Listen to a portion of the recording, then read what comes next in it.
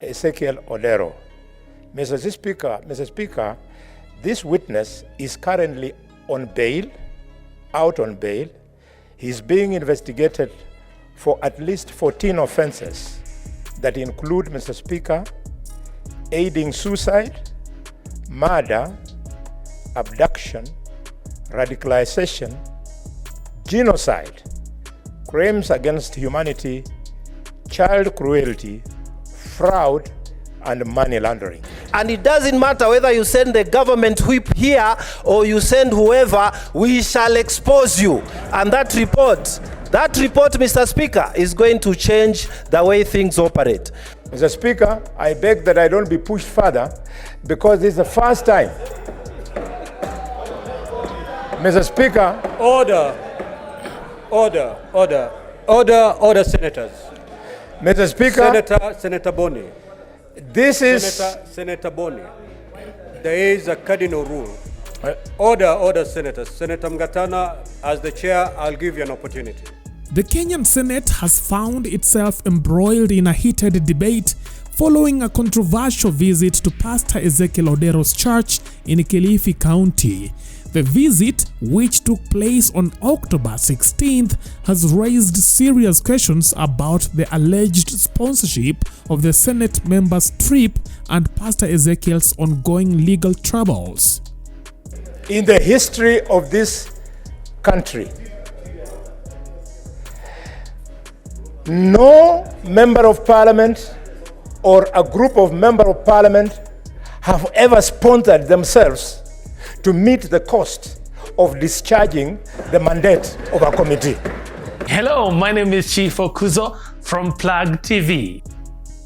The controversy began when Kakamega Senator Boni Khalwale accused Pastor Ezekiel Odero of funding the Senate's visit to his church, implying that this was an attempt to sway the Senate in his favor and clear his name of the over 14 charges levied against him. Ezekiel Odero. Mr. Speaker, this witness is currently on bail, out on bail.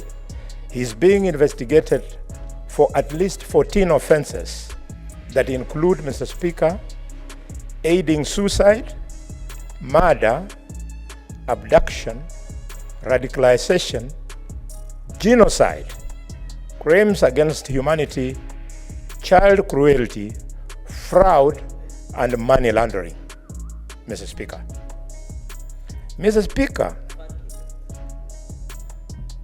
where I've reached, it is now clear that the Speaker has to guide us on the following things. One, how did these members visit this witness in the name of the ad hoc committee when they were not accompanied by the secretariat that was named to clerk that committee? Two, why did they go to that home, the witness, without the Hansard to record the proceedings? Three, Mr. Speaker, could you clarify whether the office of the clerk funded the trip, the flights, return, accommodation, and meals? And Mr. Speaker, could you confirm whether the office of the clerk procured security for these members?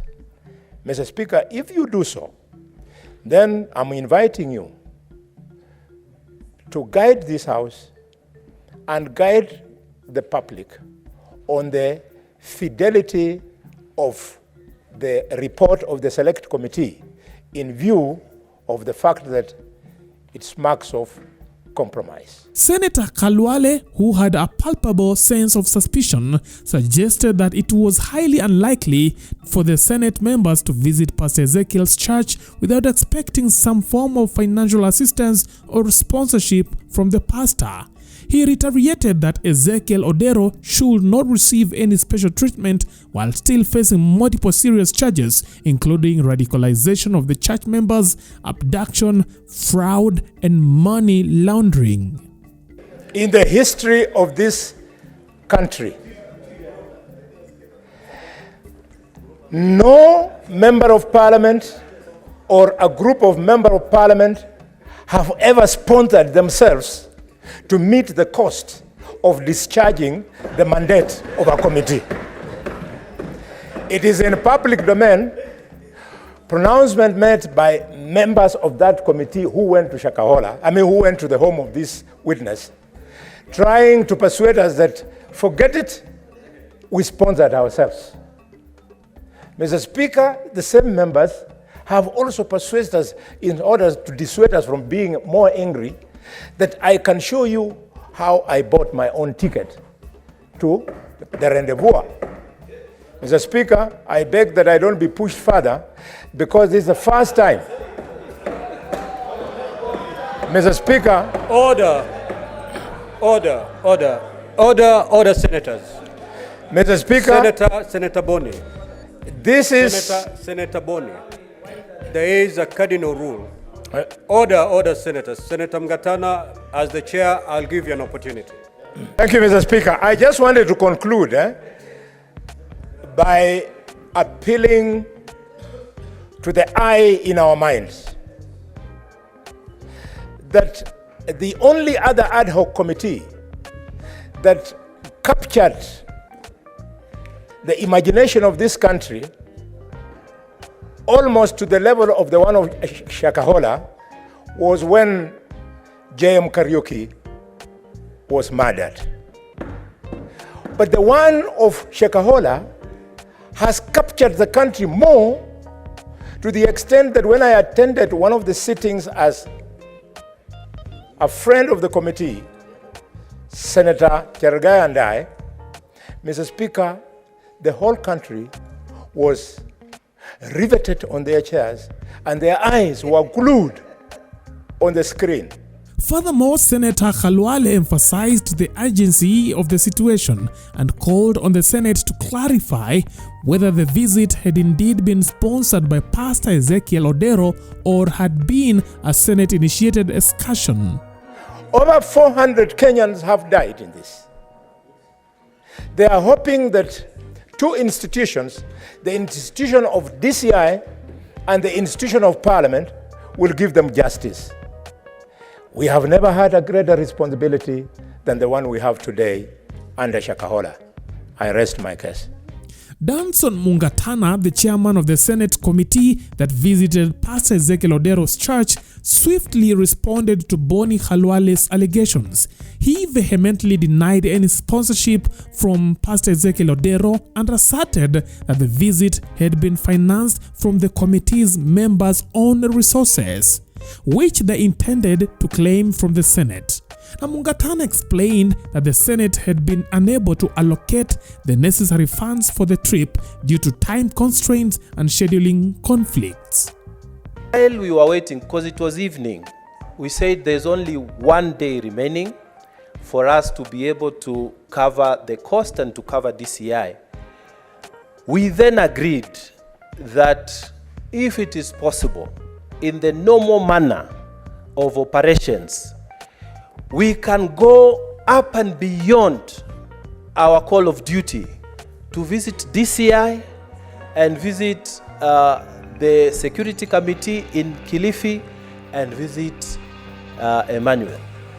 And Mr. Speaker, we then traveled, Mr. Speaker, with the understanding that in the event that procurement procedure is not to have been complied with, once we come back, we shall regularize, as is always the case. Mr. Speaker, it's not the first time, personally, I have even traveled out of this country. And because of exchequer issues or exchequer delays. Senator Mgatana. Yes. Senator Gloria, acquaint yourself with the standing orders. The member is on a point of order. All these members who are speaking on the Shakahola are doing so on the platform of a point of order. So you cannot draw a point of order on a point of order. Proceed. Thank you, Mr. Speaker. So, it is not abnormal, and all of us know here, Mr. Speaker, that you can travel even outside the country, pay for your own accommodation, and later on make arrangements for claims because procurement procedures either delay or, in fact, exchequer releases are delayed. In a surprising twist, Bungatana hinted at a larger conspiracy surrounding the legal proceedings against Pastor Ezekiel Odero and his connection to Pastor Paul Mackenzie. He vowed to reveal the truth about individuals within the government who have had allegedly been obstructing the due legal processes in this case. That the hours we spent in DCI, Mr. Speaker, I can assure you, and you will read it from the the report we shall file. The National Forensic Laboratory that is under the Directorate of Criminal Investigation has been frustrated beyond even performance by the very people who are sponsoring this negativity because they know the bombshells we are going to lay on this house. And Mr. Speaker, they know. That's why they are sponsoring negative articles to divert attention. But Mr. Speaker, tell them and tell the executive arm of government that no matter how hard they try to hide, we shall expose them for who they are, for how they failed the people of Kenya. And it doesn't matter whether you send the government whip here or you send whoever, we shall expose you. And that report, Mr. Speaker, is going to change the way things operate. And this development has thrown the Kenyan Senate into a state of turmoil as questions regarding the independence and transparency of their actions continue to mount. Now, the nation eagerly awaits further revelations in this complex and controversial case. Stay tuned for more updates as the story unfolds. That is it for now. Thanks for watching. Let's meet next time. Bye-bye.